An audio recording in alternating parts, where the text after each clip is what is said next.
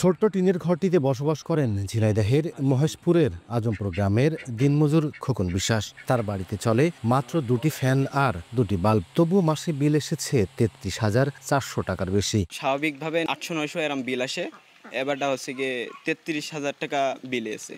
এমন ভুতুরে বিলের শিকার অসংখ্য গ্রাহক। কারো বিল 12,000, কারো 18,000। ক্ষুব্ধ গ্রাহকদের অভিযোগ, মিটার রিডিং নেওয়ার সময় কোনো কর্মকর্তাই উপস্থিত থাকেন না। এমনকি অনেক ক্ষেত্রে অনুমান নির্ভর বিল তৈরি করে হাতে ধরিয়ে দেয় স্থানীয় পল্লী বিদ্যুৎ অফিস। মোটর চালাচ্ছি না, তারপরেও অটোমেটিক বিদ্যুৎ বিল আসছে। এইভাবে যদি বিল উঠতে যদি শুরু করে ভিটা বেচাই তো আমাদের কারেন্ট বিল দিতে হবে। আমরা তো ভাই গরিব মানুষ, আমরা তো খুবই ক্ষতিগ্রস্ত হই। এই বিলটা কি আন্দাজে লেখে কি ওরা আছে দেখে শুনে লেখে, এটা কারণটা কি, এই কারণটা আমরা জানতে চাই। পল্লী বিদ্যুৎ সমিতির কর্মকর্তারা বলছেন, গ্রাহকদের অভিযোগ আমলে নিয়ে তদন্ত করে ব্যবস্থা নেওয়া হবে। তদন্ত করে দেখতে হবে এর সঙ্গে আমার অফিসের কোনো কর্মীর সংশ্লিষ্টতা আছে কিনা সেটাও তদন্ত করে দেখে আমি আইনগতভাবে যে ব্যবস্থা নেওয়া যায় বিষয়টি সমাধান করার চেষ্টা করছি।